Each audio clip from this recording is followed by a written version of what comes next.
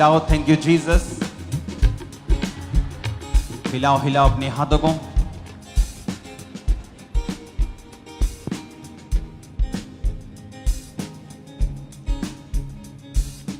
अपने होठों को खोलो, खुदा बाप के सामने सारी थैंक्स गिविंग के साथ अपने हाथों को उठा।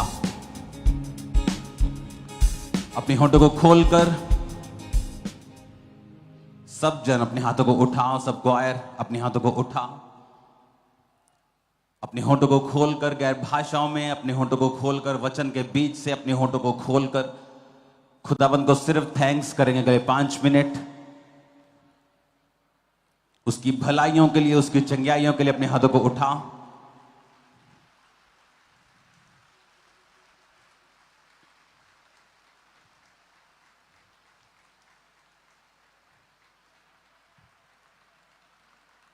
खुदावंद से बात करो, जितना वचन, जितनी गवाहियां आज मैं सुनूं, 100 गुना फलों को लेके आऊं।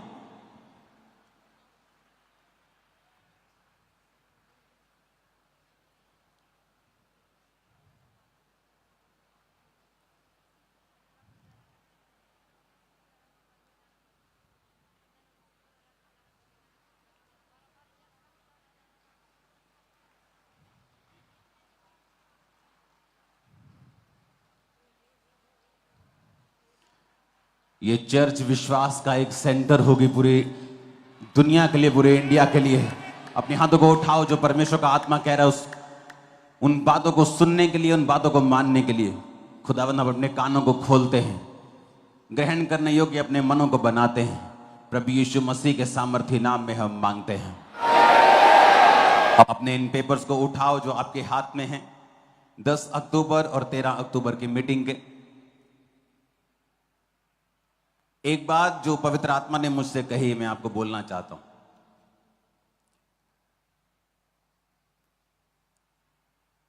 जितने तरह तरह के डिप्रेशन, ये मुसीबतें अब दुनिया झेल रही है, पहले ऐसा नहीं था।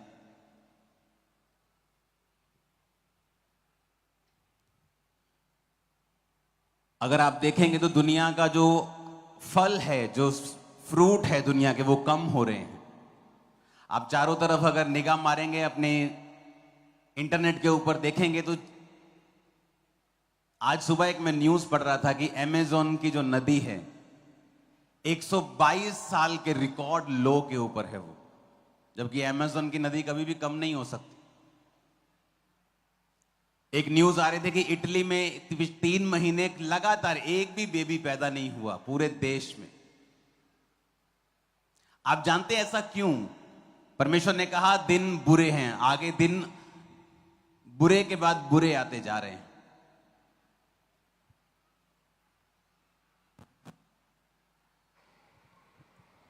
– 2019 में जब मैंने, हम लोग एक बड़ी मुसीबत को देखेंगे जहां पर लोग लंगर के लिए, खाने के लिए, उन जगहों पर भी जहां लंगर पैदा होता है लाइंस में लगे होंगे। और जब वो हुआ तो लोग हैरान थे।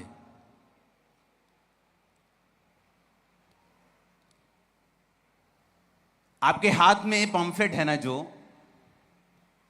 अगर पौलुस के जमाने में अगर हम पहुंच जाएं तो इसे प्रिंट करना भी पॉसिबल नहीं था। तो लोग हाथ से प्रिंट करते थे। अगर किसी को 10,000 पम्फलेट छपाना है, पोस्टर छापना है, तो लोग बैठते थे, हाथ से लिखते थे। तो हर एक काम मुश्किल था। इंटरनेट पे वो मीटिंग नहीं देख सकते थे, टीवी नहीं, टीवी इंटरनेट तो चलो बहुत अभी नजदीक है, उस जमाने में तो कुछ भी नहीं था। कोई कार नहीं थी, कोई चीज नहीं थी, कोई मशीन्स नहीं होती थी। और फिर भी अगर आप देखें तो परमेश्वर ने उन लोगों को इस्तेमाल किया और उन्होंने पूरे यूरोप में, पूरे दुनिया में परमेश्वर के कामों को किया। आज सब कुछ आसान है। अगर मुझे 1 लाख पंफलेट छापने हैं तो मैं एक रात में छाप लेता हूं, आपको दे देता हूं। आज इस टाइम के लोगों को ज्यादा दुखों का सामना करना पड़ रहा है, क्योंकि वचन ये कहता है जिसको मैं ज्यादा दूंगा उससे ज्यादा लूंगा, जिसको ज्यादा दिया जाएगा उससे ज्यादा का हिसाब मांगा जाएगा। आज सुसमाचार का प्रचार करना आसान है। आप आप लाइव चले जाइए फेसबुक के ऊपर, चाहे आपको 2 लोग देखें, चाहे आपको 2000 देखें, चाहे 2 लाख देखें, आप यीशु मसीह का प्रचार कर सकते हैं। लेकिन हम नहीं करते। आज पंफलेट लेना आसान है और हमें यह आसान लग रहा है, हमें यह इजीली मिल रहा है, तो हमें इसकी कदर नहीं है कि हम जाएं और सुसमाचार बांटें। इसीलिए परमेश्वर हमसे ज्यादा, जब उसने हमें ज्यादा दिया तो वो एक्सपेक्ट करता है कि हम ज्यादा उसे वापस करें।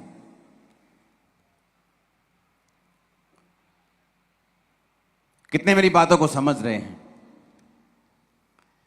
जब आपको ज्यादा सिक्के मिले तो परमेश्वर ये चाहता है कि उन सिक्कों के साथ आप कुछ कमाएं, लेकिन वचन कहता है एक सिक्के वाले ने अपना सब कुछ, जो एक सिक्का था उसे जमीन में गाड़ दिया। क्या है जमीन? आपका शरीर जमीन से बना है, बॉडी मिट्टी से बनी है।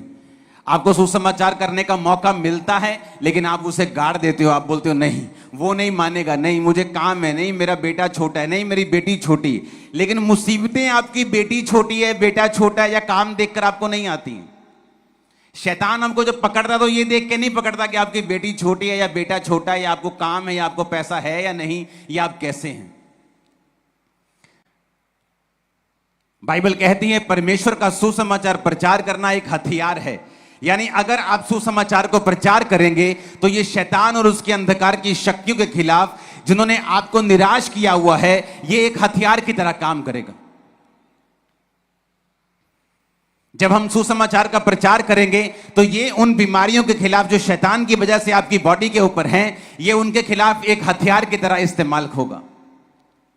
लेकिन आज शैतान ये चाहता है कि हम अपने सुसमाचार के लिए अपनी आंखों को बंद करके उन चीजों को देखना शुरू करें जो कोई मायने नहीं रखती, जो थोड़े समय के लिए है। ये लेडीज वॉलंटियर हिलना बंद करो, ऊंची आवाज में हालेलुया बोलो जरा।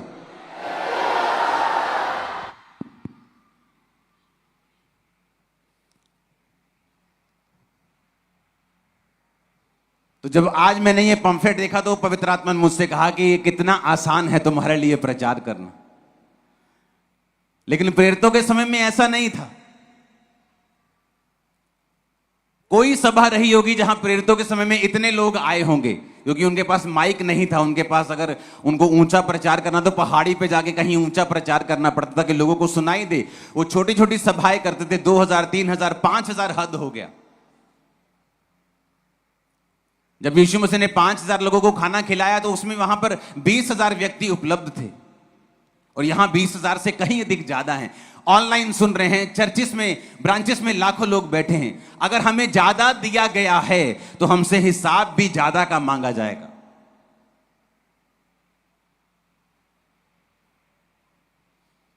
इसीलिए अगर अंधेरा ज्यादा है तो परमेश्वर ने आपको उस अंधेरे से लड़ने के लिए हथियार भी ज्यादा दिए हैं, और अगर आप उसे इस्तेमाल करेंगे, इस जमाने के ऊपर जहां इंटरनेट के ऊपर आप प्रीच कर सकते हैं, आप दुनिया देशों तक पहुंच सकते हैं, बिना वहां गए हुए भी आप प्रचार कर सकते हैं, आप लोगों को बता सकते हैं। लेकिन फिर भी ना बताना,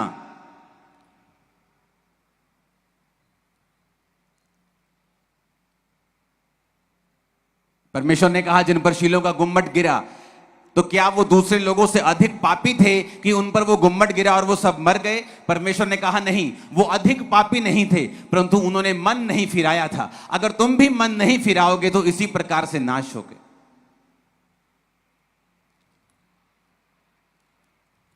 वो समय आ चुका है कि हम, परमेश्वर ने जो हमें दिया है, हम उसका इस्तेमाल करें, क्योंकि सुसमाचार एक पावर है। जब आप इसे लेके जाएंगे तो पवित्र आत्मा आपके अंदर समाएगा और इसमें से प्रीच करेगा, आपकी बॉडी को यूज करेगा। और जब वो आपके शरीर को इस्तेमाल करता है, जब परमेश्वर ने पतरस को कहा, पतरस लोग मुझ पे गिरे पड़ते हैं तो मुझे नाव पर चढ़ा ले और मुझे पानी में ले जा, मैं वहां से जाके प्रचार करूंगा ताकि लोग मुझ पे गिरे नहीं। तो जब प्रचार परमेश्वर ने किया और तो पतरस को कहा, पतरस अब जाल डालने के लिए अपने नाव पर जाल डाल और गहरे में ले जाकर जाल डाल, तो मछलियां तू पकड़ेगा। जब परमेश्वर आपकी नाव का इस्तेमाल कर लेता है, जब वो आपके शरीर का इस्तेमाल कर लेगा, जब वो आपको यूज करेगा, जब आप सुसमाचार फैलाने के लिए जाएंगे और परमेश्वर आपके शरीर का इस्तेमाल कर रहा होगा, जब आप इस्तेमाल हो चुके होंगे, फिर वो आपकी अगुवाई करेगा ऐसे स्थानों की ओर जहां पर आपके नावें भर जाएंगी, जहां पर आशीष इतनी होगी, जहां दूसरों को आप इनवाइट करते फिरेंगे, जहां ब्लेसिंग्स इतनी होंगी जहां आपसे संभाली नहीं जाएंगी, ऐसा वचन कहता है। लेकिन पतरस ने ऐसा कभी नहीं कहा कि हे प्रभु, मैंने सारी रात मेहनत की, मैंने कुछ भी हासिल नहीं किया, I have nothing to eat, मेरे पास खाने के लिए कुछ नहीं है, मेरे बच्चे घर भूखे होंगे, तो कृपा ये तू, मैं जा रहा हूं घर पे, तू अपना प्रचार कर, जब खत्म हो जाएगा मैं आ जाऊंगा, मुझे थोड़ा इंतजाम करने जाना है। लेकिन पतरस ने पहले वही किया जो परमेश्वर चाहते थे।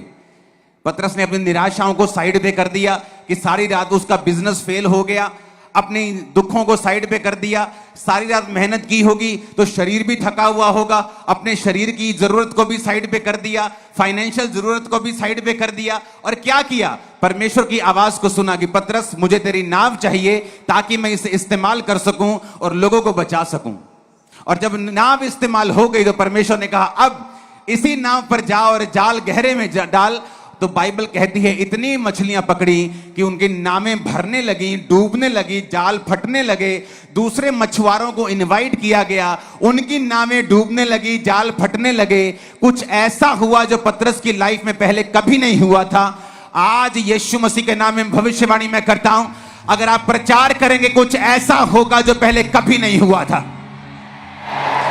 मैंने कहा आज मैं आपकी लाइफ के ऊपर भविष्यवाणी करता हूं, अगर आप इस सुसमाचार को लेके जाएंगे, कुछ ऐसा आपकी लाइफ के अंदर होगा जो पहले कभी नहीं हुआ था यीशु मसीह के नाम में। मैं आपकी लाइफ के ऊपर भविष्यवाणी करता हूं, अगर आप इस प्रीच को लेके, सुसमाचार को लेके जाएंगे, वो शर्मिंदगी जो बिजनेस फेलियर की है, वो शर्मिंदगी जो बीमारी की है, आज से यीशु मसीह के नाम में आपकी लाइफ से निकाल दी जाएगी सदा सदा के लिए। आमीन। ऊंचा चाहिए चर्च।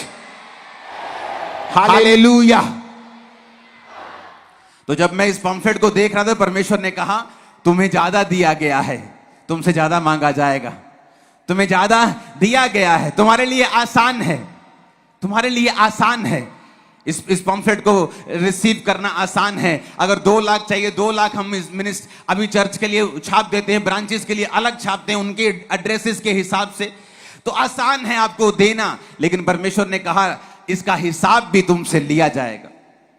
आज हमें जरूरत है अपने पर्सनल मसलों को साइड पे रख दें, क्योंकि परमेश्वर जिसने आपको पैदा किया है वो ये जानता है आपको क्या चीज चाहिए। लेकिन हर बार बाइबल में अगर हम देखते हैं तो परमेश्वर का आशीष देने का तरीका बिल्कुल इंसानी दिमाग और सोच और तरीकों से बिल्कुल अलग है।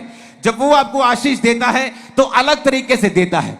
उसने पतरस को ये नहीं कहा, पतरस ठीक है हम एक प्लान बनाते हैं, तू दोबारा जाना। परमेश्वर ने कहा नहीं, अपनी नाव मुझे दे, पहले अपनी नाव मुझे इस्तेमाल करने दे। जब एलिया उस विधवा के पास गया तो उसने कहा तेरे पास क्या है? उसने कहा मेरे पास एक मुट्ठी आटा रह गया है और थोड़ा सा तेल रह गया है, अब मैं और बेटा इसे पकाएंगे और खाएंगे और मर जाएंगे जिस तरह बाकी लोग इस सूखे की वजह से मर रहे हैं। उसने कहा नहीं नहीं, तुझे ऐसा करने की जरूरत नहीं, पहले अब जाओ और इस रोटी को मेरे लिए पकाओ और पानी भी लेके आना। पानी भी कीमती था, आटा भी कीमती था, खाने के लिए कुछ नहीं था, लेकिन परमेश्वर का यही तरीका था। जैसे ही उसने रोटी एलिया को दी, एलिया ने कहा अब जब तक तू होगी तेरा बेटा होगा, अकाल ये जब तक चीजें चलेंगी लेकिन तुझे मार नहीं पाएंगी, तेरा आटा खत्म नहीं होगा, तेरा तेल खत्म नहीं होगा। उसने चैलेंज किया और वही हुआ। परमेश्वर के देने का तरीका अलग था। जब मैं सेवकाई में आया तो मुझे अपनी प्रॉब्लम्स इतनी थी कि मुझे दुनिया की सुनने की जरूरत नहीं थी। डिप्रेशन से लेके, बीमारियों से लेके, नशों से लेके, हर एक प्रॉब्लम का मैं मालिक था। लेकिन जब मुझे समझ आया कि मुझे सुसमाचार देना है तो शाम को 5 बजे अपने बिजनेस से छुट्टी करके मैं लोगों को सुसमाचार देने के लिए जाता था। कोई बहन मिलती थी, कोई भाई मिलता था, कोई बुजुर्ग मिलता था, उसे वचन से सुसमाचार देता था। मैं तब पास्टर नहीं था, सिंपल एक विश्वासी था, लेकिन मुझे यह बात मालूम थी कि परमेश्वर का जो प्रचार है ये एक छुटकारा है, ये परमेश्वर की सामर्थ है। बाइबल कहती है सुसमाचार परमेश्वर की सामर्थ है और ये उन्हीं लोगों की लाइफ में काम करती है जिन्होंने सुसमाचार को स्वीकार कर लिया है और दूसरा सुसमाचार को जो फैलाते हैं। हालेलुया, ऊंची आवाज में हालेलुया बोलो। अगर आप ये बहाना लगाएंगे परमेश्वर के सामने कि परमेश्वर मेरा शरीर थका हुआ है। तो याद रखो, जिस सुबह परमेश्वर ने पतरस को कहा था, उसका शरीर भी थका हुआ था। वो भी सारी रात उसने बिजनेस किया था, सारी रात दिहाड़ी की थी, सारी रात लगा रहा, कुछ भी हासिल नहीं किया। जिस समय परमेश्वर ने पतरस को कहा था सुसमाचार फैलाने के लिए, तो उस समय वो बिजनेस फेलियर पे था, उसके पास कुछ नहीं था। घर उसकी वाइफ वेट कर रही होगी, बच्चे वेट कर रहे होंगे, स्कूल फीस नहीं भरनी है, घर का राशन लेके आना है, सो मेनी थिंग्स। लेकिन जब आप परमेश्वर की आवाज के ऊपर कान लगाते हैं, जब आप परमेश्वर की आवाज को सुनते हैं, तो वो आपको प्रूफ करता है कि वो आपका परमेश्वर आपको छोड़ेगा नहीं, वो आपको त्यागेगा नहीं, वो आपकी जरूरतों को स्वर्गीय भंडार से पूरा भी करेगा, वो आपको ऊंचा भी करेगा और शर्मिंदगियों से आजाद भी करेगा, बीमारियों से रहित भी करेगा। आमीन। मेरे को खड़कने वाला चाहिए शैतान के कानों में आज। हालेलुया। तो मेरी आपको यह सलाह है, अगर आपको लगता है कि चर्च को लोग चाहिए, तो पीछे निगाह मार के देखो, इस चर्च में बैठने के लिए अब जगह नहीं है। पीछे ओवरफ्लो में अगर आप देखेंगे तो लोग भरे हुए हैं। लेकिन एक बात हमें सुसमाचार की जो कहती है, हमें लेके जानी है। जीसस ने कहा, जिस तरह पतरस को कहा था कि पतरस नाव ले जा गहरे में। मैं ये आपको क्वेश्चन करना चाहता हूं, पतरस तो छूट गया क्योंकि उसको मालूम था जीसस क्या कह रहे हैं मुझे। क्या आपको मालूम है जीसस आपको क्या कह रहे हैं? पतरस तो इसलिए छूटा क्योंकि उसने यीशु की आवाज को सुना और माना। आज आप यीशु मसीह की आवाज को अगर सुन सकते हैं, मान सकते हैं, तो आप छूट सकते हैं। तो क्या कहते हैं प्रभु यीशु मसीह आपको? उसके वचन में लिखा हुआ है, जाओ और सुसमाचार सुनाओ, सब जातियों को बाप बेटा पवित्र आत्मा के नाम से बैप्टाइज करो, उन्हें चेला बनाओ। जो बातें शुरू से लेकर आखिर तक मैंने तुम्हें माननी सिखाई हैं, उन्हें माननी सिखाओ। देखो मैं जगत के अंत तक तुम्हारे साथ हूं। यह जीसस का आपको वचन है कि जाओ सब जातियों को चेला बनाओ। हम क्रिश्चियन धर्म का प्रचार करने के लिए नहीं जाते हैं, क्योंकि यीशु मसीह ने कोई धर्म नहीं बनाया। आदम को बनाया, हवा को बनाया। आदम था, हवा थी, परमेश्वर था, शैतान था। आदम का पाप था जो आदम को नीचे ले गया, आदम का मेल मिलाप था जो आदम को परमेश्वर की ओर लेके जाता था। इसमें किसी धर्म का कोई रोल नहीं था। धर्म इंसान ने बनाए, जातें इंसान ने बनाई। परमेश्वर ने आदम को बनाया था, एक ही जात थी, लेकिन अब अलग अलग कास्ट हैं, अलग अलग, क्योंकि वो इंसान ने अपनी सहूलत और अपने सिस्टम के हिसाब से बनाए हैं। तो जब आप यीशु मसीह का प्रचार लेके जाते हैं, आपको मालूम होना चाहिए कि आप यीशु मसीह की आवाज को सुन रहे हैं, आप परमेश्वर के प्रचार को कर रहे हैं। जिस तरह पतरस ने छुटकारा पाया था, आप छुटकारा पाएंगे। भविष्यवाणी करता हूं आपका परिवार छुटकारा पाएगा। भविष्यवाणी करता हूं आपका बिजनेस छुटकारा पाएगा। भविष्यवाणी करता हूं आपके बच्चे छुटकारा पाएंगे। भविष्यवाणी करता हूं आपका मन छुटकारा पाएगा। डिप्रेशन से आप छुटकारा पाएंगे यीशु मसीह के नाम में। आमीन ऊंचा चाहिए चर्च। Hallelujah, hallelujah. आप यीशु मसीह की आवाज को सुनने के लिए तैयार हैं? तो इस बात को हमेशा याद रखें, सिर्फ बड़ी मीटिंग का इंतजार ना करें, रोज प्रचार करें, रोज यीशु मसीह के बारे में लोगों को बताएं, उनको इनवाइट करें मीटिंग्स के लिए, उनको बताएं ऑनलाइन जाने के लिए, उनको रात की पहाड़ की प्रार्थना करने के लिए इनवाइट करें। देखें फिर क्या होता है। जब आप अपना जीवन परमेश्वर को देते हैं, आप इस्तेमाल होना लगते हैं, आप ब्लेस होने लगते हैं, आशीषित होने लगते हैं, छूटने लगते हैं। अगर जरूरत के हिसाब से सब लोगों को आशीषित होना हो, तो फिर तो सब आशीषित हो जाए, सबको जरूरत है। अगर रोने से सब आशीषित हो जाए, तो पहले सबसे पहले बहनें आशीषित हो जाएंगी, रो रो कर बंदे रह जाएंगे। लेकिन ऐसा नहीं है, आप वचन से ब्लेस होते हैं। वचन क्या कहता है? वचन क्या कहता है? जाओ और सुसमाचार, जाओ और सुसमाचार। अपने पड़ोसी को बोलो, जाओ और सुसमाचार। बोलो अपने पड़ोसी को, जाओ और सुसमाचार, जाओ और सुसमाचार। और शैतान आपको रोकना चाहेगा, आपका शरीर दिखाकर, फाइनेंशियल कंडीशन दिखाकर, टेंशन दिखाकर। लेकिन आपको याद रखना है कि परमेश्वर जिसने आपको सुसमाचार सुनाने के लिए भेजा है, वो सब चीजों का ध्यान रखेगा। आमीन ऊंचे वाला चाहिए चर्च। हालेलुया। बाइबल में लिखा है कि जब प्रभु आज्ञा देता है, तो सुसमाचार सुनाने वालियों की बड़ी सेना हो जाती है। वालियों के लिखा, बहनों के लिए लिखा है। आप ज्यादा सुनाएंगी सुसमाचार, मेरे को मालूम है। मैं सच कह रहा हूं, मैं कोई बात आपका मुंह देख के नहीं कह रहा हूं। वचन लिखा है सबसे पहले सुसमाचार प्रचार यीशु मसीह के जी उठने के बाद औरतों ने किया था, औरत ने किया था। वो समय आ चुका है जब आप प्रीच करेंगे, सुसमाचार को लेके जाएंगे और अपनी लाइफ को अपनी आंखों के सामने बदलता हुआ पूरी रीति के साथ टर्न अराउंड लेता हुआ देखेंगे। आमीन ऊंचे वाला चाहिए चर्च। अपने हाथों को उठाओ इस पंफलेट के साथ, ऊंची आवाज में खुदावंद से बात करो और कहो, पिता इन पंफलेट्स को अनॉइंट कर, जब मैंने लेके जाऊं तेरे सुसमाचार के साथ, तो ये कोई भी सेम ना रहे जो इसको सुने। तेरी आग मेरे जीवन पे आए, इन पंफलेट्स पे आए। मांगेंगे अपने हाथों को उठा के प्रार्थना करते हुए गैर भाषाओं में।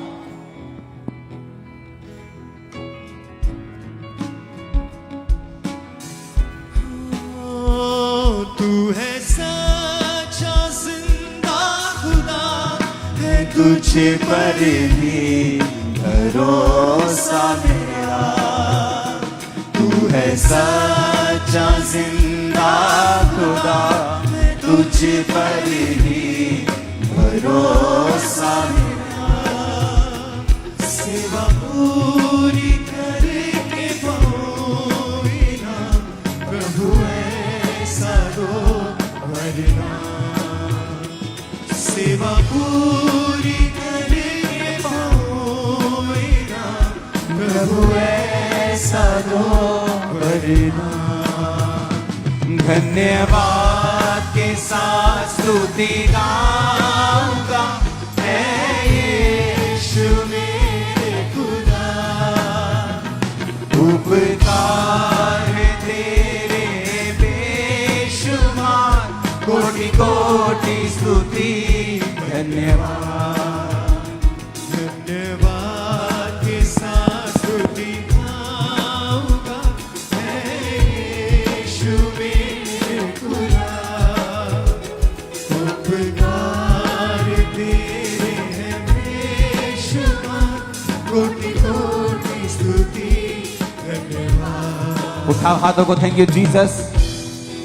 आज से ये पंफलेट लेके आप जहां भी जाएं, ले जाने वाले पांव मुबारक हों, देने वाले हाथ मुबारक हों। जो इसको ले वो भी मुबारक हो और परमेश्वर के वचनों को सुने और समझे। मैं घोषणा करता हूं, आप, आपका परिवार, आपका फाइनेंस सुसमाचार को देने के द्वारा छुटकारा पाएंगे इसी महीने यीशु मसीह के सामर्थ्य नाम। और ये छुटकारा आपका हिस्सा रहेगा। आमीन। ऊंचा ये आशीष हमारी है। अपने घुटनों के बाहर आओ। तू है सच्चा जिंदा खुदा, तुझे पर ही भरोसा मेरा। तू है सच्चा जिंदा खुदा, तुझे पर ही भरोसा मेरा। सेवा पूरी करके पाऊंगा प्रभु ऐसा दो।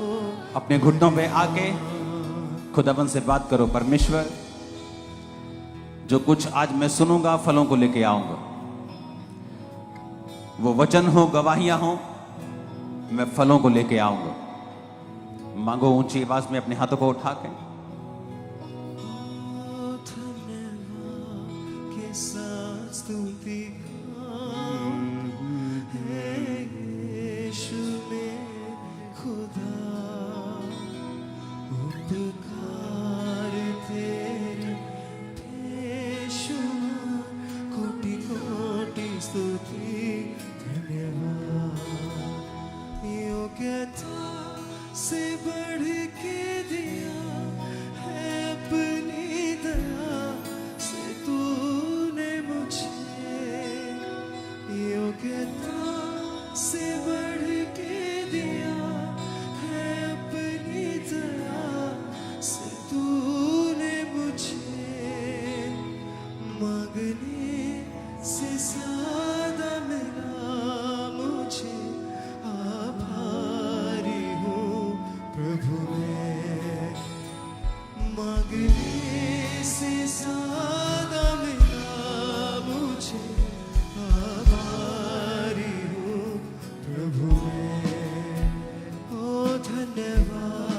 कैसा स्तुति गाऊं। अपनी बाइबल को उठाओ, बोलो जो कुछ आज मैं सुनूंगा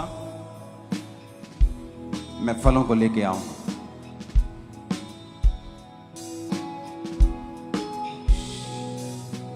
जो कुछ आज मैं सुनूंगा मैं उसे इग्नोर नहीं करूंगा।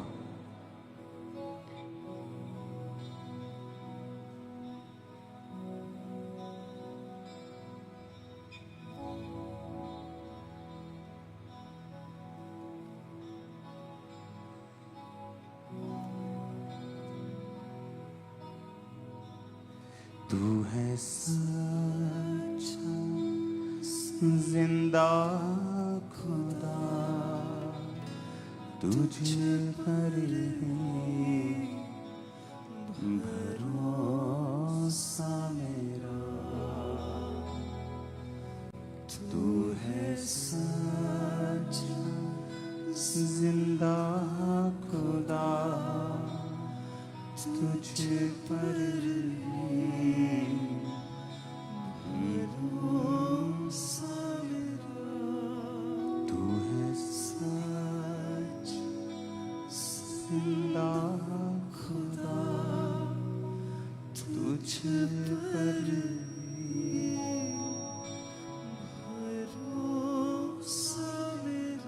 जो कुछ आज मैं सुनूंगा मैं फलों को लेके आऊंगा।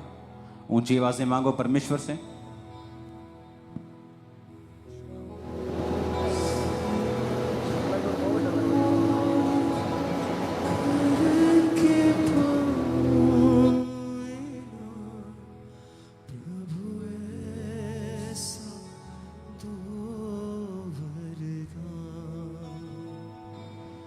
सेवा पूरी करके पाए ना प्रभु, ऐसा दो वरदान हो। धन्यवाद के साथ स्तुति गाऊंगा हे मेरे खुदा।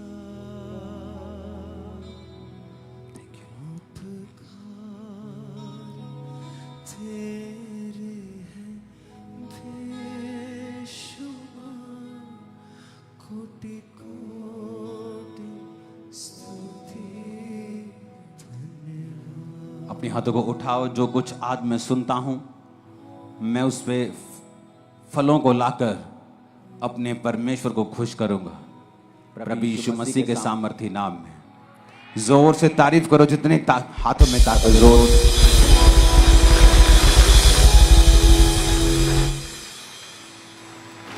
लूका 6 उसकी 12 और 13 आयत को हम पढ़ेंगे। उसमें लिखा है कि उन दिनों में वह पहाड़ पर प्रार्थना करने के लिए गया और परमेश्वर से प्रार्थना करने में सारी रात बिताई। जब दिन हुआ तो उसने अपने चेलों को बुलाकर उनमें से 12 चुन लिए और उनको प्रेरित कहा। बाइबल कहती है प्रभु यीशु मसीह ने सारी रात प्रार्थना की। पहाड़ पर प्रार्थना करने के लिए गए और सारी रात प्रार्थना करते रहे, क्योंकि दिन को परमेश्वर को चेलों को चुनना था। पीछे आवाज आ रही है, सबको अपने हाथों को हिलाओ पीछे लास्ट तक। तो एक इंपॉर्टेंट काम परमेश्वर ने करना था।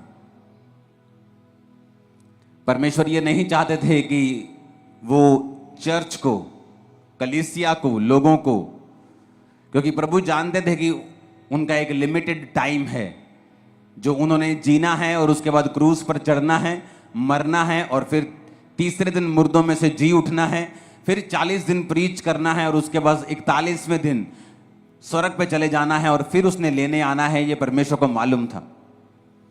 तो परमेश्वर जानते थे कि उसके जाने के बाद वो चेले काम करेंगे जिन्होंने परमेश्वर से सीखा है। इसलिए अगर आप बाइबल को ध्यान से पढ़ेंगे तो परमेश्वर ने कुछ महीने ही लोगों के साथ उनको चंगा करते हुए और उनको प्रीच करते हुए बिताए। कुछ लोग 34 दिन कहते हैं, हम 2 महीने भी लगा लें। और बाकी के 3.5 साल उसने चेलों को ट्रेंड करने के लिए, चेलों को सिखाने के लिए बिताए, क्योंकि परमेश्वर ये जानते थे कि अब ये मेरा सुसमाचार चेले आके लेके जाएंगे। तो परमेश्वर ये जानते थे कि मैं चर्च को कमजोर लीडर ना दूं, डाइवर्टेड लीडर ना दे दूं, शारीरिक अगुवे ना दे दूं, गलत अगुवे ना दे दूं। तो परमेश्वर ने अपने डिसीजन को सही करने के लिए सारी रात प्रार्थना की। लेकिन आज का विश्वासी जब पता है कि सुबह एक बड़ी अच्छी डील करने के लिए जाना है, रात को वो मोबाइल पे लगा होता है और 2 बजे व्हाट्सएप चला के, फेसबुक चला के, सारे दोस्तों को इंस्टाग्राम पे चेक करके फिर वो सोता है और फिर लाइफ में गलतियां करता है और फिर इल्जाम दूसरों पे डालता है, यार ये बंदा गलत मिल गया लाइफ, यार मेरा पार्टनर गलत मिल गया, बिजनेस पार्टनर सही नहीं मिलिया मैनू, यार मैनू उन्हें धोखा दे दिता। जीसस जानते थे कि अपना फेलियर किसी के ऊपर डालने के बजाय ये अच्छा है कि मैं सारी रात परमेश्वर से प्रार्थना करूं और परमेश्वर से अगुवाई को मांगूं और अपने डिसीजंस के ऊपर परमेश्वर की अगुवाई को लूं, ताकि मैं कोई भी गलती ना करूं। हालांकि उन 12 चेलों में से एक व्यक्ति शैतान था, यहूदा इस्करियोती, लेकिन वो भी परमेश्वर की इच्छा के नीचे ही था कि उसका चेला ही उसे पकड़वाएगा, उसका प्रेम करने वाला, उसको चुंबन देने वाला, किस करने वाला चेला ही उसे पकड़वाएगा। लेकिन आज कितने विश्वासी हैं जो अपनी लाइफ के इंपॉर्टेंट डिसीजंस लेने हो तो वो प्रार्थना के साथ जाते हैं। आपके बच्चों को कौन से स्कूल में डालना है, यह प्रार्थना का विषय है। आपको किस जगह पर कैसे सेवकाई करनी है, प्रार्थना का विषय है। इस सेवकाई को करने से पहले, इस सेवकाई को शुरू करने से पहले मैं लंबी लंबी रातों प्रार्थनाओं में रहा हूं कि मुझे किस तरह से शुरुआत करनी है, कहां करनी है, मुझे कुछ मालूम नहीं था। बाइबल कहती है प्रार्थना छुटकारे को लेके आती है, लेकिन आज कितने विश्वासी हैं जो प्रार्थना करते हैं। अक्टूबर महीना एक बहुत स्पिरिचुअल महीना है और सबसे इंपॉर्टेंट महीनों में एक है आप लोगों के लिए। मैं आपको बता रहा हूं स्पिरिचुअली।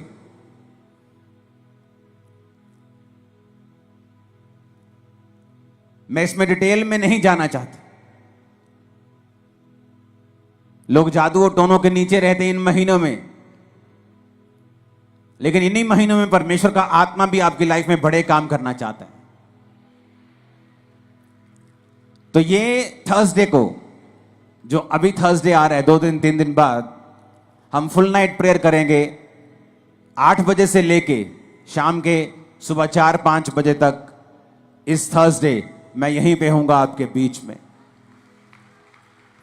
और जैसे ही आप उस नाइट प्रेयर में होंगे और घुटनों में हम प्रार्थना करेंगे 8-9 घंटे, फायर प्रेयर होगी, हीलिंग प्रेयर होगी, सब होगा, टाइम इनफ होगा हमारे पास। आप देखेंगे कि जो स्पिरिट है, प्रेयर की स्पिरिट है, वो आपकी लाइफ में वापस आ रही है।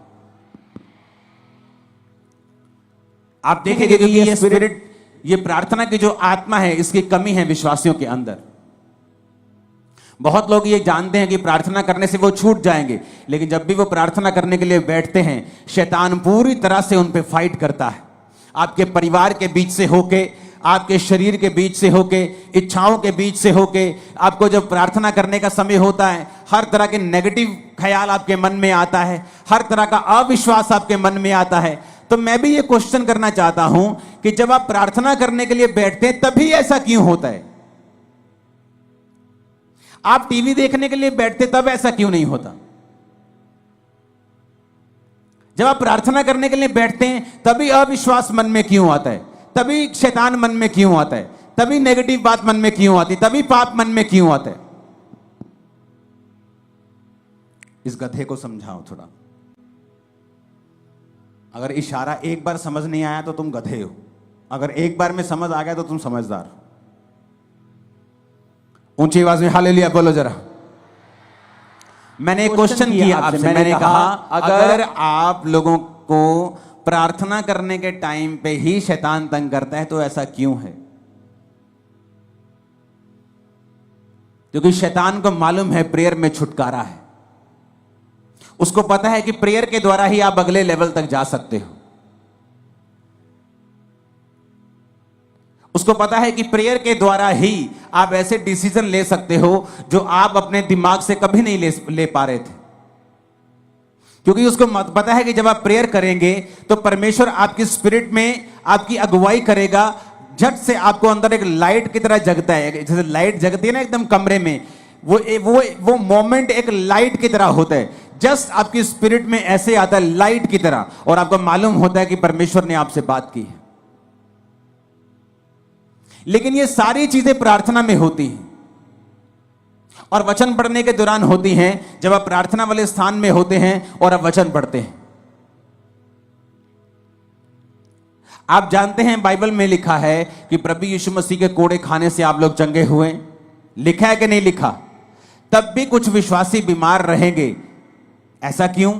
अगर यीशु मसीह के कोड़े खाने से हम चंगे हुए हैं, अगर हमारे परमेश्वर ने प्राइस पे कर दिया है, मूल्य अदा कर दिया है, तो फिर भी बीमारी क्यों? बीमारी इसलिए क्योंकि बाइबल का वचन कभी भी अपने आप पूरा नहीं होता। जिस तरह इंडिया का संविधान जो आपको ताकत देता है, जो ये कहता है कि जब आपने एक प्रॉपर्टी के पैसे पे कर दिए और वो प्रॉपर्टी की रजिस्ट्री आपके नाम के ऊपर है, तो कोई दूसरा उस पर कब्जा नहीं कर सकता, लेकिन फिर भी लोग कब्जा कर लेते हैं। हाँ या ना? फिर आप क्या करते हैं? आप कोर्ट में जाते हैं। आप कोर्ट में जाके बोलते हैं जज साहब को, जज साहब आपके संविधान में लिखा है कि ऐसा ऐसा ऐसा लॉ है, इस लॉ के मुताबिक ये मैं इस प्रॉपर्टी का मालिक हूं, कागज मेरे नाम पे हैं। तो वो जज डिसीजन देता है, जब सब कुछ जांच परख लेता है, कि उस बंदे को बाहर निकाला जाए। लेकिन अगर आप केस नहीं करेंगे तो वो बंदा जो है वो आपकी प्रॉपर्टी के ऊपर कब्जा किए रहेगा। आप रोते रहिए, आप करलाते रहिए, आप भीख मांगते रहिए, आप रेंट पे रहते रहिए, आप कुछ भी करते रहिए, नुकसान झेलते रहिए, लेकिन ये सारी चीजें आपका छुटकारे का कारण नहीं बन सकती जब तक आप केस नहीं करेंगे। उसी तरह से आपको परमेश्वर के वचन जो बाइबल में लिखे हैं अपने आप से कभी भी पूरे नहीं होंगे जब तक आप इन वचनों को लेंगे नहीं। जब 2005 में बीमार था, जब मैंने आपको अपनी पहली बाइबल दिखाई थी, तो वो कहीं कहीं से काली है, कहीं कहीं से वो येलो है। क्यों? क्योंकि मेरे सिर पे जब मेरे को मेंटली अपसेट के अटैक होते थे तो बहुत सारा एनॉइंटिंग ऑयल मेरे सिर पे लगा रहता था। तो जब वचन मेरे सामने आता था, जहां हीलिंग होती थी, जहां कुछ छुटकारे का वचन होता था, तो मुझे रोना आता था और मैं बाइबल को पकड़ के ऐसे सिर पे लगाता था। वो तेल लगता था पेपर्स के ऊपर, वो काले हो जाते थे। तो मैं प्रभु से पूछता था कि परमेश्वर तेरे वचन में लिखा हुआ है, मैंने थोड़ी लिखा है, ये वचन मैंने थोड़ी बनाया है। तेरे वचन में लिखा हुआ है धर्मी का वंश बचाया जाएगा। तेरे वचन में लिखा हुआ है कि तेरे कोड़े खाने से मैं चंगा हो चुका हूं। तेरे वचन में लिखा हुआ है, अब ये तेरा वचन मेरी जिंदगी में पूरा हो। अपने आप कुछ नहीं होगा। पेंटिकोस्ट के दिन चेले प्रार्थना कर रहे थे। क्या प्रार्थना कर रहे थे? जब पवित्र आत्मा उतरा, मैंने लोगों को पूछा, मैं लोगों को पूछता हूं क्या प्रार्थना कर रहे थे कि पवित्र आत्मा उतरा? कहते जी प्रार्थना कर रहे थे कि परमेश्वर तेरा आत्मा उतरे। मैंने कहा ऐसा तो नहीं लिखा बाइबल में। वचन कहता है, उन्होंने पुराने नियम का वचन निकाल के योएल नबी की पुस्तक निकाली और कहा प्रभु तेरे वचन में लिखा है अंत के दिनों में तू अपना आत्मा सब मनुष्यों के ऊपर उंडेलेगा। अब तू अपने लिखे हुए वचन के अनुसार अपना आत्मा दे। जब परमेश्वर आपको लिखे हुए वचन से प्रार्थना करते हुए देखता है तो वो आपकी प्रार्थना मोड़ सकता है, खाली भेज सकता है, लेकिन वो अपने लिखे हुए वचन के बीच से की गई प्रार्थना को खाली नहीं भेजता। कितने मेरी बात को समझ रहे हैं? जब आप जज को बोलते हैं जज साहब इसको छोड़ दीजिए, ये अपनी मां का एक लौता बेटा है, इसकी मां मर जाएगी, तो जज इस बिहाफ पर गुनहगार को छोड़ता नहीं। आप कुछ भी मत बोलिए जज को, ये अकेला बेटा है कि इसकी मां के 14 बच्चे हैं, छोड़ दीजिए। आप ये बताइए जज को कि ये प्रूफ है जी, ये निर्दोष है। जज और कुछ नहीं पूछेगा, उसको छोड़ देगा। हाँ या ना? उसी तरह से आप परमेश्वर को धमकियां देते हैं, प्रभु मेरा अभी मैं तो अभी जवान हुई हूं। आप धमकियां देते हैं, प्रभु मेरा बच्चा अभी छोटा है। आप धमकी देते हैं, प्रभु मेरे पास पैसा नहीं है तो मेरी मां को कैंसर कैसे हो आप धमकियां देते हैं। उसका कोई भी असर परमेश्वर पे नहीं होगा, क्योंकि वो लिखे हुए वचन से बीच में से जो प्रार्थना की जाती है उसको वो सुनता है और उत्तर देता है, क्योंकि वो अपने वचन का इनकार नहीं कर सकता। एक विश्वासी को कैसे प्रार्थना करनी चाहिए? आज बड़े ध्यान से इस प्रार्थना को, इस वचन को सुनना। अगर आपने सुना और माना, लाइफ सेम नहीं होगी, उत्तर आएंगे, आपकी लाइफ रिलीज होगी, शैतान से डिलीवरेंस होगी, हर तरह से आप ऊंचा जाएंगे। आमीन खड़कने वाला चाहिए जरा, ऊंची आवाज में हालेलुया बोलो जरा। अब आपको बात बड़े ध्यान से समझना है, एक विश्वासी को प्रार्थना कैसे करनी चाहिए, ये मैं आपको समझाता हूं। ये मैं उन लोगों को समझाता हूं कई बार जो मेरे पास मिलने के लिए आते हैं, लेकिन आज मैं आप सबको समझा रहा हूं। एक विश्वासी को प्रार्थना कैसे करनी चाहिए, कौन सी प्रार्थना है जिससे आपकी लाइफ में रिजल्ट आता है। अब आपने ये बात समझ ली कि प्रार्थना जरूरी है, प्रार्थना नहीं करेंगे परमेश्वर उत्तर नहीं देगा। उसने लिखा है मांगो तो दिया जाएगा। वचन, ये आप बोलेंगे वचन में तो लिखा है कि परमेश्वर मांगने से पहले जानता है तुम्हें किन वस्तुओं की जरूरत है। हाँ, वो जानता है तुम्हें किन वस्तुओं की जरूरत है, लेकिन देता तभी है जब तुम मांगते हो, क्योंकि वो अपने वचन को पूरा करता है। मांगो तो दिया, ढूंढो तो तुम, खटखटाओ तो तुम्हारे लिए खोला जाएगा। अब शैतान बुरी कोशिश करता है कि जब तुम प्रार्थना करने के लिए बैठो तुम्हें फोन याद आ जाए, तुम्हें सॉन्ग याद आ जाए, तुम्हें कुछ बात याद आ जाए, तुम्हें काम याद आ जाए, एनीथिंग पॉसिबल, पॉजिटिव और नेगेटिव एनीथिंग वो आपको याद करवाएगा, क्योंकि उसको मालूम है कि प्रार्थना ही एक ऐसा एक लौता माध्यम है जिसके द्वारा तुम परमेश्वर के साथ जुड़ते हो और आगे बढ़ते हो और परमेश्वर का आत्मा तुम्हारी अगुवाई करता है। हालेलुया। जो मैंने अपनी मसीह लाइफ में देखा है, मैं आपको उस एक्सपीरियंस से और वचन से आपको बताता हूं प्रार्थना कैसे करनी चाहिए। आपको दिन में सुबह प्रार्थना करनी चाहिए, आपकी पर्सनल प्रेयर, जिसमें आप सिर्फ अपने लिए, अपने परिवार के लिए, अपने काम के लिए, अगर आप पास्टर हैं तो अपनी सेवकाई के लिए आप प्रार्थना करते हैं। अगर आप सुबह 1.5 घंटा प्रार्थना करने के लिए बैठे हैं, क्योंकि उसके बाद आपको काम पे निकलना है, तो आपको 1.25 घंटा प्रार्थना करनी है, 45 मिनट। आधा घंटा आप वचन पढ़ें और बाकी का 15 मिनट आप वचन को खोलें और अपनी लाइफ के मुताबिक, मान लीजिए एक विश्वासी बीमार है, वो नीति वचन को निकाले 3 को, वो यशाया 54 को, वो भजन संहिता 103 को, वो इस तरह के वचन निकाले जहां परमेश्वर ने आपको शारीरिक चंगाई की वायदा किया है। आप उस वचन को पढ़ें कि परमेश्वर तेरे वचन में लिखा है। जिस तरह जब मुझे रोग था तो मैं परमेश्वर को बोलता था कि प्रभु तेरे वचन में लिखा है भजन संहिता में कि तू मुझे दीर्घ आयु से तृप्त करेगा, तो मैं प्रभु से बात करता था, लड़ता था, जैसे फाइट करते हैं। किससे? वचन से। इमोशनल फाइट नहीं, उसका कोई फायदा नहीं। वचन से फाइट करना। परमेश्वर कहता है वचन से अपने प्रमाण मुझे दो, सबूत दो मुझे। क्यों मैं तुम्हें चंगा करूं, क्यों तुझे बच्चा दूं, क्यों ब्लेस करूं, सबूत दो। क्या है सबूत? सबूत वचन है।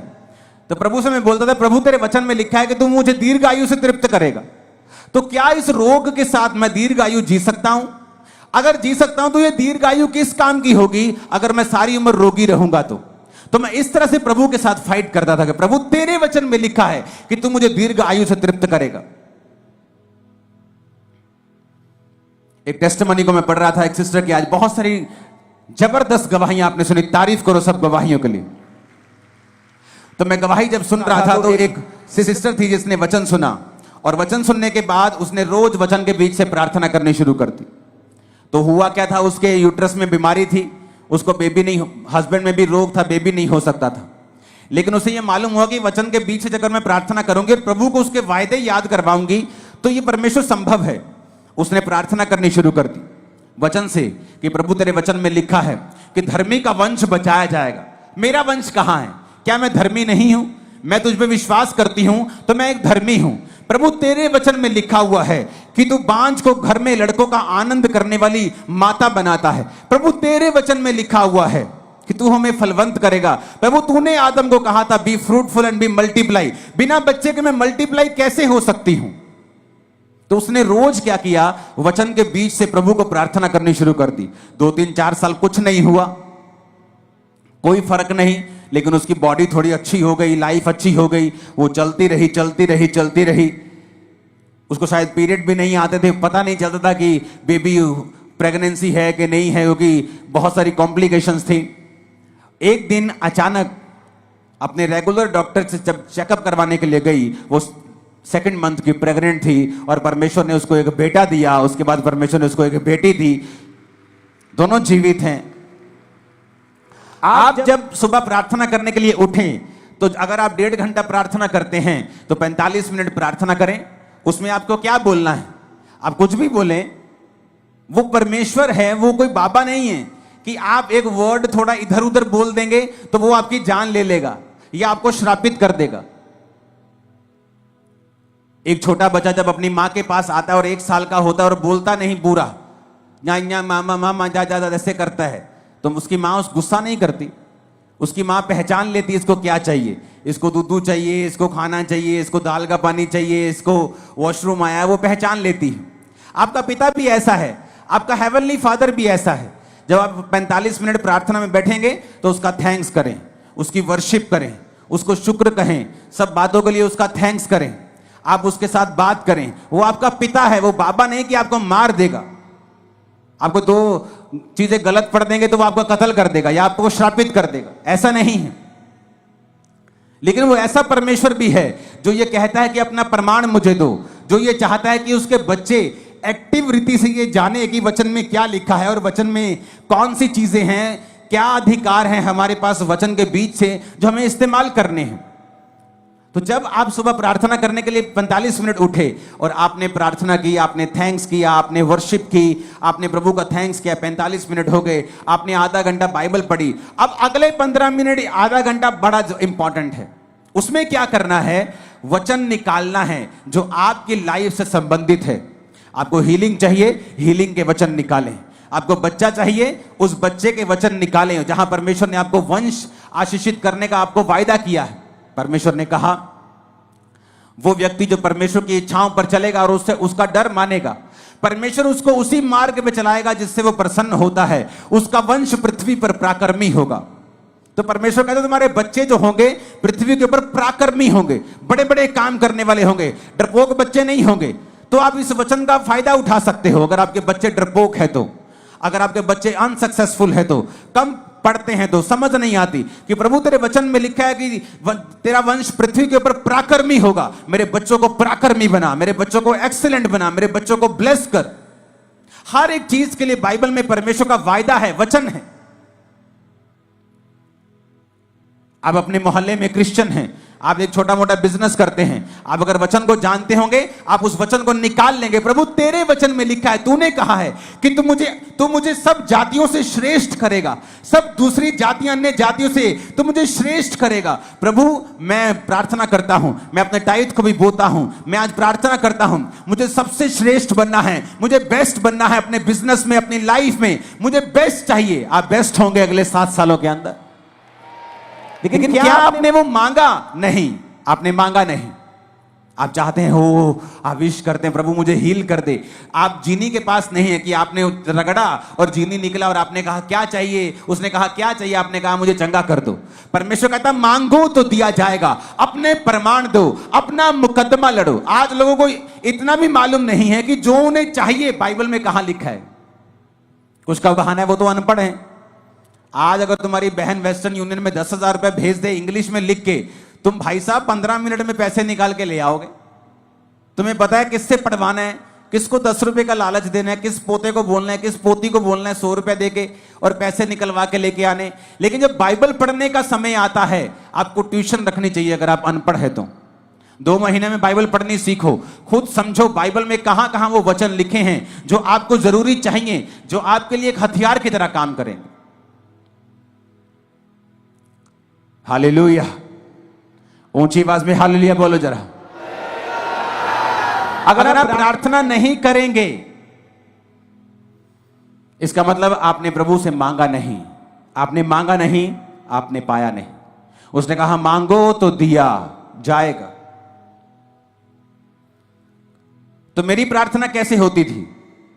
सुबह जब प्रार्थना करो तो मैं लिखे हुए पॉइंट्स के साथ प्रार्थना करता, मुझे ये चाहिए, वो पॉइंट लिखना, उस पॉइंट के हिसाब से वचन निकालना और प्रभु को कहना प्रभु तेरे वचन में लिखा हुआ है, मैंने नहीं लिखा, तूने लिखा है। तूने लिखा है अपने वचन में, इस वचन को परमेश्वर मेरी लाइफ में पूरा कर। वचन के साथ 15 मिनट के लिए लास्ट प्रार्थना करना, वचन से परमेश्वर को याद करवाना। अगर आपको कोई सीरियस प्रॉब्लम है तो उसके बाद आप शाम को प्रार्थना करें फिर 1.5 घंटा, और उसके बाद सेम वही प्रार्थना रात को करें 1.5 घंटा। अगर आप ठीक हैं, आपकी लाइफ में ओके है, आप ब्लेस्ड हैं, आप 1 घंटा 1 घंटा 1 घंटा आप 3 बार प्रार्थना करें रोज। सुबह 1 घंटा, शाम को 1 घंटा, रात को 1 घंटा। आप शाम को 1 घंटा नहीं दे सकते, आप काम बिजनेस वूमन है, आप काम करने जाती हैं, आप एक बिजनेसमैन हैं, तो आप सुबह को 1.5 घंटा, रात को 1.5 घंटा परमेश्वर को दें। अपने दिन की शुरुआत प्रार्थना से करें, रात का अपना दिन का अंत प्रार्थना से करें। आप परमेश्वर को लिखे हुए वचनों से बताएं कि आपको क्या चाहिए। अपने पॉइंट्स को लिख कर रखें, उन पॉइंट्स के हिसाब से बाइबल के वचन निकालें और फिर परमेश्वर को उन वचनों से बताएं कि परमेश्वर मुझे ये चाहिए क्योंकि तेरे वचन में ये लिखा हुआ है। अगर आप अपना मुकदमा नहीं लड़ेंगे, अगर आप अपना मुकदमा पेश नहीं करेंगे, आप वचन के बीच से होकर लड़ाई नहीं करेंगे तो आपको नहीं मिलेगा। समझ आ रही है सबको? अब अपने आप में अंदर एक पंजाबी के अंदर चाती मार के देखो अंदर जरा कि कितनी प्रार्थना करते हैं आप, या जो आपको चाहिए कि आपने उससे इनफ मांगा है।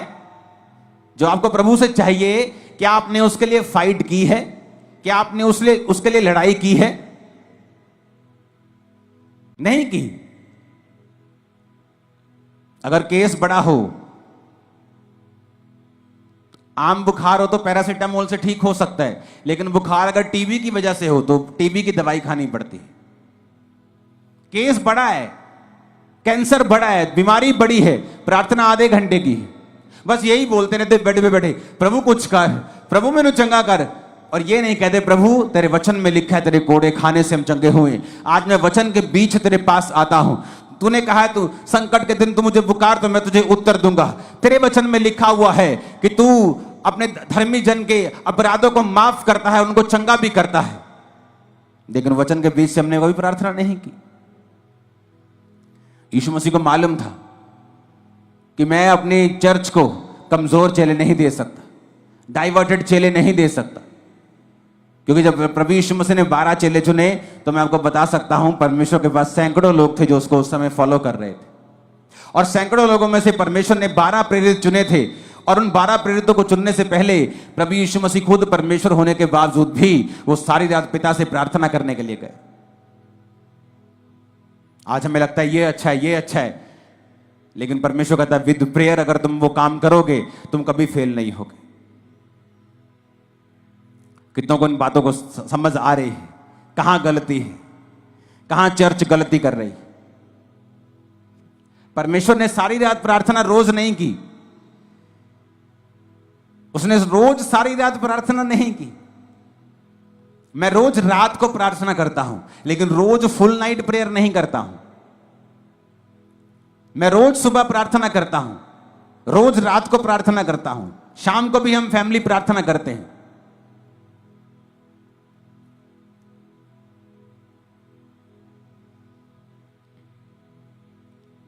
हालेलुया।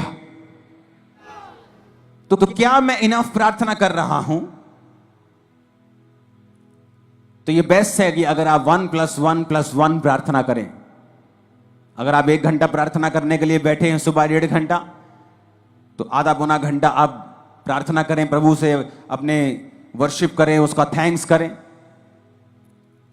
उसके बाद आप बाइबल पढ़ें कुछ समय के लिए, और फिर कुछ समय आप बाइबल के वचनों के बीच से होकर प्रार्थना करें। आपकी लाइफ कभी भी सेम नहीं रहेगी। अगर आपको इस बात का प्रमाण देखना है तो एक काम करें, अपनी बाइबल के पीछे एक पेंसिल ले लें और अपनी बाइबल के पीछे पेंसिल से अपने प्रेयर पॉइंट लिखें। आपको क्या क्या चाहिए? पहला पॉइंट क्या चाहिए, दूसरा क्या चाहिए, तीसरा क्या चाहिए, चौथा क्या चाहिए। पेंसिल से लिखें, पेन से नहीं लिखना। और उन पेंसिल से लिखे हुए जो आपके प्रेयर पॉइंट हैं उन्हें वचन के बीच से होकर आप रोज 1+1+1 रोज 2 समय कम से कम 1.5 घंटा या 1 घंटा 3 बार आप रोज परमेश्वर को याद करवाना शुरू करें। आप फिर देखें कुछ महीने बाद कि जो पॉइंट आपने पीछे लिखे हुए हैं, मैं आपको बता सकता हूं वेरी सून उनमें से 50%, 60%, 70%, फिर 90%, 100% आप उन प्रेयर पॉइंट्स को पूरा होते हुए देखेंगे। आप देखेंगे कोई रह नहीं गया, आप आगे ऐड करते जाएंगे, वो नए होते जाएंगे। लेकिन जो आपने पुराने ऐड किए होंगे, आप देखेंगे कि किस तरह से परमेश्वर ने आपकी लाइफ में वो काम किया।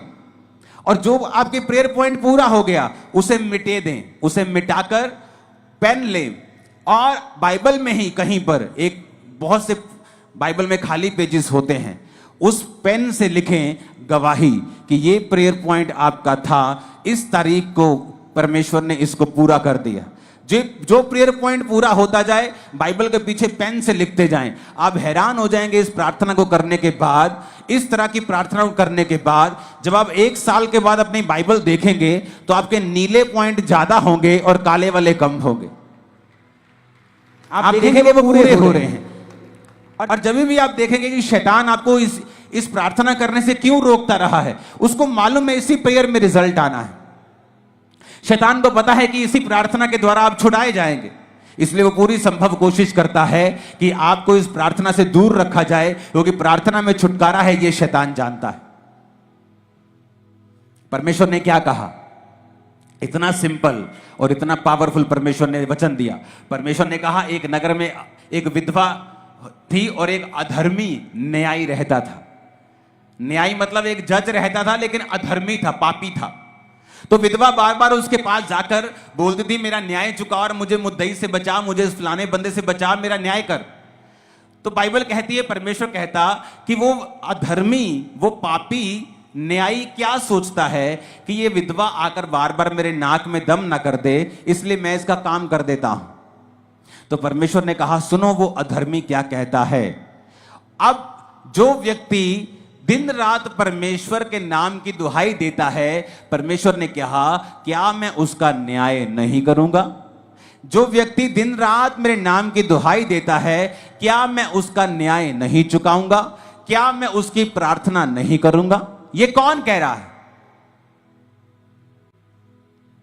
सीधा डायरेक्ट प्रभु यीशु मसीह का वचन है ये। प्रभु यीशु मसीह अपने मुंह से अपने लोगों को समझा रहे हैं कि एक विधवा बार बार जाने से एक पापी बंदे से न्याय ले सकती है।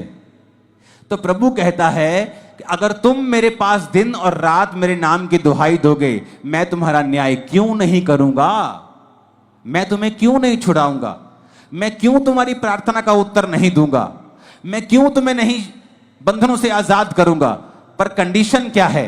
अगर वो दिन रात मेरे नाम की दुहाई दें। आप एक दिन प्रार्थना करेंगे सुबह, आपने प्रार्थना की, प्रभु तेरे वचन में लिखा है धर्मी का वंश पराक्रमी होगा। प्रभु अपने बच्चों के लिए प्रार्थना करता हूं, अपने लिए हीलिंग के लिए, डिलीवरेंस, आप प्रार्थना करते हैं वचन के बीच। आप वही प्रार्थना फिर शाम को करते हैं, वही प्रार्थना फिर आप रात को करते हैं, फिर सुबह, फिर दोपहर, फिर शाम, फिर रात, फिर सुबह, फिर शाम, फिर रात, फिर सुबह, फिर शाम। परमेश्वर को आप दुखी कर देंगे और वो जवाब देगा। वो अपने वचन का इनकार नहीं कर सकता, वचन को डिनाई नहीं कर सकता। अगर आप वचन के बीच से उससे लड़ेंगे, वो आपको उत्तर देगा। अब याकूब को भी यह बात मालूम थी। याकूब को पता था कि उसका भाई उसे मारने के लिए 400 बंदे लेके आ रहा है। क्या लिखा वचन में? उसने सब परिवार को नदी के पार कर दिया। अपने 11 जितने बच्चे थे उसके उस समय तक, उन 11 बच्चों को, उन पत्नियों को, उन भेड़ों बकरियों को, सबको आगे कर दिया और रात अकेला रह गया। और क्या करता रहा? लिखा वो स्वर्गदूत के साथ रात भर लड़ता रहा। कैसे लड़ता रहा? शरीर के साथ नहीं। आप प्रभु से नहीं लड़ सकते, जा मैं तेनू नहीं मानता, जा मैं हुन प्रार्थना, आप ऐसे नहीं लड़ सकते। आप वचन से लड़ सकते। प्रभु तेरे वचन में लिखा है कि नहीं लिखा?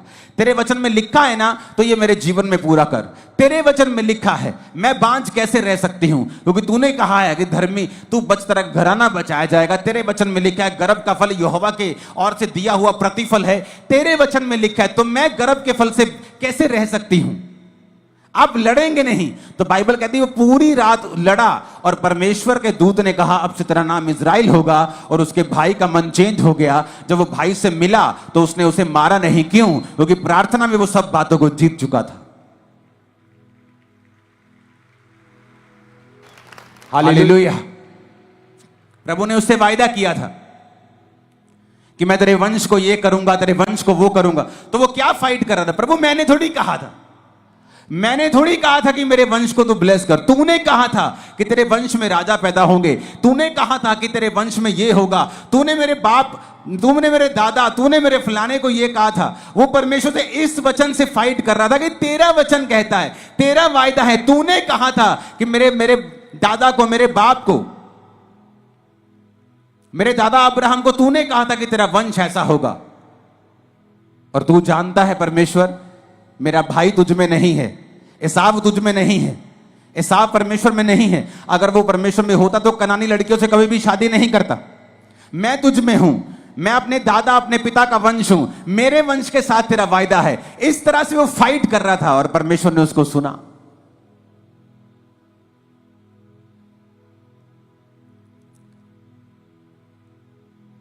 जोर से हालेलुया बोलो जरा।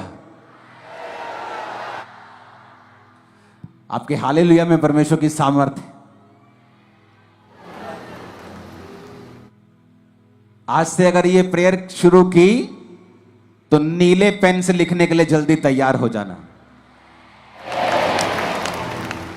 लिखना जरूर, आपको समझ आएगी मैं क्या कह रहा हूं। आप जब लिखना शुरू करेंगे पेंसिल से, जो आपको चाहिए, जो मिल गया उसे पेन से लिखेंगे, आपको रियलाइज होगा कि आपने परमेश्वर से कहीं अधिक पाया है। कितनी प्रार्थनाओं को परमेश्वर ने सुना है। आप भूल जाएंगे 3 साल में आज आपको क्या मिला था, लेकिन वो पेन से लिखा हुआ आपको याद करवाता रहेगा। उतना कॉन्फिडेंस आपका बढ़ेगा कि मुझे इस प्रार्थना से उत्तर मिले हैं, इस तरह से मुझे उत्तर मिला था इस समय, उस समय, फलाने साल। अगर उस साल में इतना फंसा हुआ था और मैंने इस रीति के साथ प्रार्थना की, तो वो वचन तो सेम है। आज वो मुझे छुड़ाएगा जैसे उस समय परमेश्वर ने मुझे छुड़ाया था। तो वो सारी उम्र आपकी रक्षा करता रहेगा। इसलिए मैं कहता हूं अपनी बाइबल को ज्यादा चेंज मत करना। मेरी बाइबल का कवर कितनी बार फट जाता है, पेज फट जाता है, उसी को मैं चिपका लेता हूं। मेरे पास हजारों बाइबल पड़ी, लेकिन उस बाइबल में लिखा हुआ है, पीछे पॉइंट्स लिखे हैं, चीजें लिखी हैं, तो मैं चाहता नहीं कि वो मैं मिस करूं।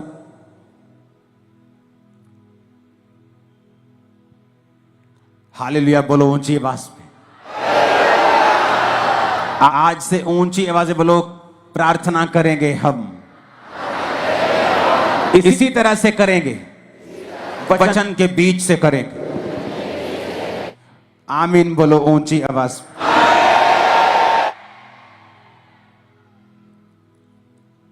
आपको समझ आ रही है सबको? और थर्सडे को जब हम प्रार्थना करना शुरू करेंगे, और ये अक्टूबर स्पिरिचुअल मंथ होगा, फाइट का, जीतने का, डिलीवरेंस का, आशीष का, फाइनेंशियल ब्लेसिंग का भी होगा। आमीन। तो फुल नाइट प्रेयर जब आप करने के लिए आएंगे, प्रार्थना का मसा आप पे, आपके सिर के ऊपर आ जाएगा। आप प्रेयर करना शुरू कर देंगे। आपकी प्रेयर के ऊपर रुकावट है, आप जब फुल नाइट, आप थर्सडे यहां पे होंगे, इस पूरे जगमग पंडाल में मैं आपके बीच में हूंगा। फुल नाइट हम प्रार्थना करेंगे। लाइफ सेव नहीं होगी, परिवार सेव नहीं होंगे, यीशु के नाम।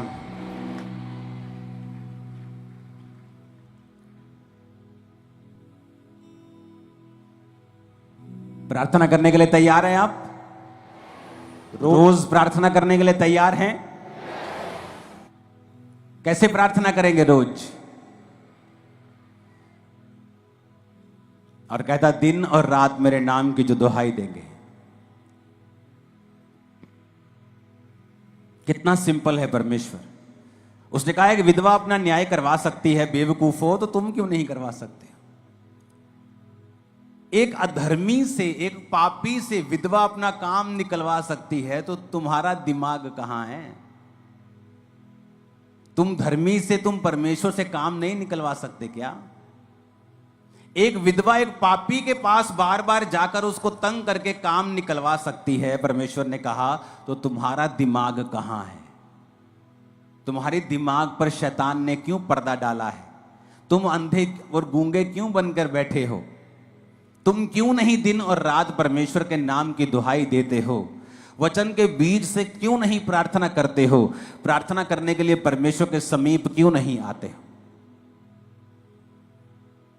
और ये एग्जाम्पल खुद प्रभु यीशु मसीह ने अपने मुंह से दी है। एक विधवा का न्याय अगर अधर्मी पापी कर सकता है, क्योंकि वो एक ऊंची पोस्ट के ऊपर है, लेकिन ना तो परमेश्वर से डरता है, ना किसी आदमी की परवाह करता है, फिर भी विधवा उससे काम निकलवा लेती है और वो ये सोचता है कि बार बार विधवा मेरे नाक में दम करेगी, तो परमेश्वर कहता है अगर विधवा उसका न्याय करवा सकती है अपना उसके पास जाके, और वो उस विधवा का न्याय कर सकता है, तो परमेश्वर तुम्हारा न्याय क्यों नहीं करेगा? अगर तुम भी कहने का मतलब है उसके नाक में दम कर दो तो प्रभु भी देखेगा, भाई कितने दिन हो गए तेरे को सेम वचन से प्रार्थना करते, तू रोज आती है अपने बेबी के लिए, तेरे को 5 साल हो गए हैं, कब तक वो तुम्हारी प्रार्थना को अनसुना करेगा? वो तुम्हें जवाब देगा। तुम्हारी बाइबल का पिछला पन्ना उस नीली लाइंस के साथ भरा हुआ मैं देख रहा हूं, और तुम्हारी गवाहियों के साथ भरा हुआ देख रहा हूं यीशु मसीह के सामर्थी नाम में। अपने हाथों को उठा, इस प्रार्थना की स्पिरिट को आज आप रिसीव करेंगे, और इस थर्सडे को मीटिंग 6 बजे शुरू नहीं होगी, मीटिंग 8 बजे शुरू होगी, और पूरी रात हम प्रार्थना करेंगे, और अक्टूबर महीने की शुरुआत हम नाइट प्रेयर से करेंगे। अपने हाथों को हिलाते हुए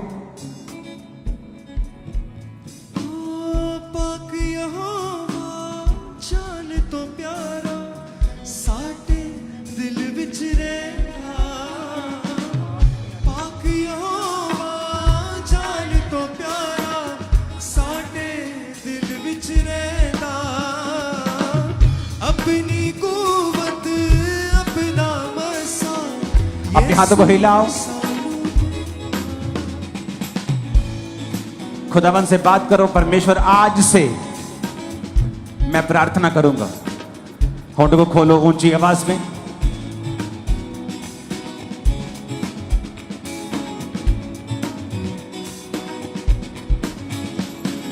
रिसीव करो प्रार्थना की आत्मा को यीशु मसीह के नाम में, अपने हाथों को उठाते हुए।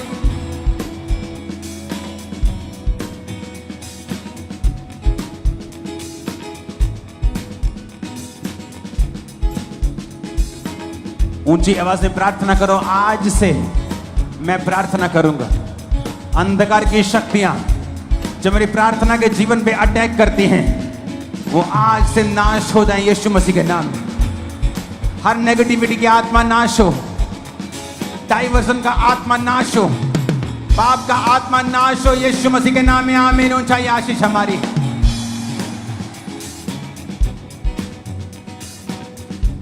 एक टेस्टमनी को हम सुनेंगे, उसके बाद हम प्रार्थना में चलेंगे।